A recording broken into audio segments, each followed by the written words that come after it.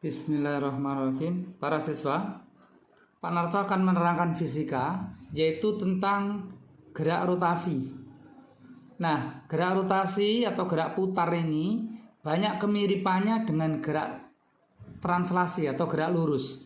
Karena itu saya buat persamaan, perbandingan antara gerak lurus translasi dengan gerak putar atau rotasi.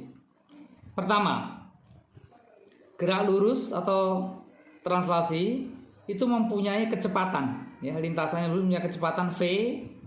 Kalau gerak putar, kecepatannya diberi simbol v atau omega. Definisinya berbeda. Kalau gerak rotasi, gerak translasi dulu, kecepatan ialah jarak yang ditempuh per satuan waktu. Kalau gerak rotasi atau putar, kecepatan sudut itu definisinya adalah sudut yang ditempuh per satuan waktu. Karena itu satuannya berbeda. Kalau gerak translasi satuan kecepatannya adalah meter per sekon, tapi kalau gerak rotasi satuannya radian per sekon, karena satuan sudut itu adalah radian. Terus sekarang yang kedua, setelah kecepatan, percepatan.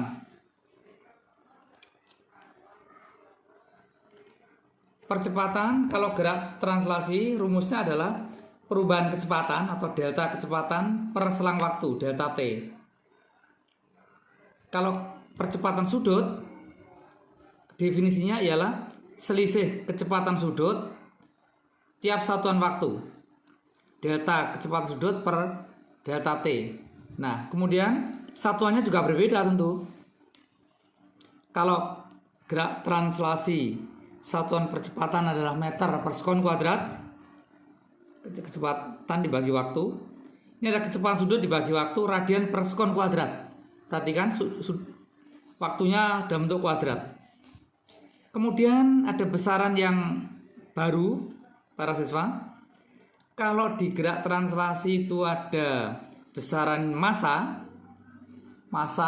sesuatu yang bersifat lembam, massa itu selalu tetap. Massa benda, hurufnya M, satuannya kilogram. Nah, kalau gerak putar ada satuan besaran yang sifatnya mirip dengan massa, yang disebut dengan nama momen inersia, yang rumusnya I. Nah, uniknya karena gerak putar itu mempunyai jari-jari putaran R selain massa, maka momen inersia ini rumusnya M kali R kuadrat. R itu jari-jari putaran, M itu massa.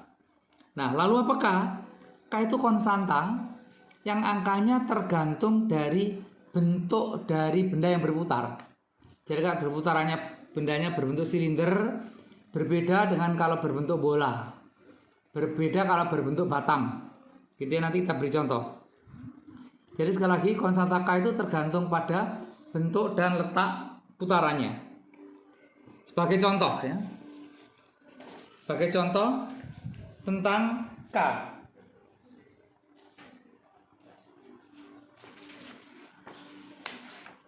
Nilai K itu sebagai contoh ini.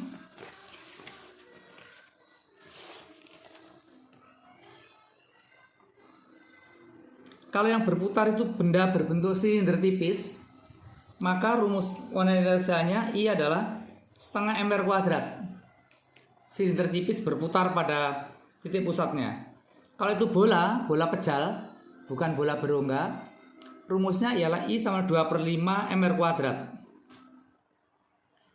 Kemudian tongkat itu juga dua macam. Kalau tongkatnya berputar di ujung, maka I-nya rumusnya 1/3 ml kuadrat. Tapi kalau perputarannya di tengah, I sama 1/12 ml kuadrat. L itu panjang tongkat. Demikian tabelnya. Nanti bisa dilihat yang lebih lengkap di buku fisika, tabel untuk macam-macam harga momen inersia, macam-macam benda ya, begitu. Baiklah, kita lanjut sekarang. Tadi perbandingan gerak lurus dan gerak translasi, gerak lurus translasi dan gerak rotasi. Maka sekarang yang kedua, mengenai lanjutannya besaran yang kita bandingkan antara gerak translasi dan rotasi. Nih ya. Kalian tahu benda bergerak translasi itu apa penyebabnya? Penyebabnya adalah gaya. Baik itu gaya dorong maupun gaya tarik. Nah, dengan adanya gaya ini, maka benda akan bergerak karena didorong oleh gaya. Tapi kalau gerak putar, tidak. Kenapa benda bisa bergerak putar? Karena selain ada gaya, juga ada jari-jari putaran. Sebagai contoh ini, roda ini. Kalau dia ditarik dengan gaya F ke arah seperti ini, maka dia akan berputar ke kanan. Tapi kalau gaya F-nya itu tepat pada pusat, lurus, berarti jari-jarinya 0, maka benda ini tidak berputar. Gitu ya, karena itu ada jari-jari perputaran. Sehingga rumusnya, kalau pada gerak translasi itu F sama dengan M kali A, gaya sama dengan massa kali percepatan, atau kadang-kadang A sama dengan F dibagi M, maka kalau gerak putar, tau itu torsi, momen putar, sama dengan I kali alfa. Mirip kan rumusnya, ini M kali A, ini I kali alfa. Yang berlaku sebagai M adalah I. Yang berlaku sebagai percepatan translasi, di sini percepatan rotasi. Gitu ya. Nah, taunya ini rumusnya adalah gaya kali jarak. F kali R atau F kali D. Terus ini saya tambahkan tau sama dengan gaya kali jarak. F kali R.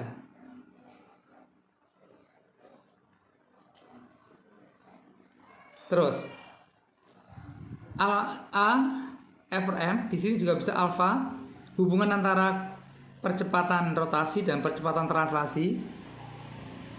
Sekali lagi, hubungan antara percepatan translasi dan percepatan rotasi, alfa sama dengan A per R. Jadi percepatan rotasi sama dengan percepatan translasi dibagi R. Kemudian besaran yang lain, anak. Kalian di gerak translasi mengenal besaran yang namanya momentum. Ingat ya, dulu ada momentum pada saat tumbukan itu. Momentum itu rumusnya massa kali kecepatan. Tapi kalau pada gerak putar, momentumnya adalah I kali omega. I itu momen inersia, omega itu percepatan sudut, kecepatan sudut. Ya, mirip ya ini. M di sini I, kalau V di sini omega atau V. Berikut energi kinetik. Energi kinetik itu kalian sudah mengenal rumusnya mulai SMP. Rumusnya setengah mv kuadrat.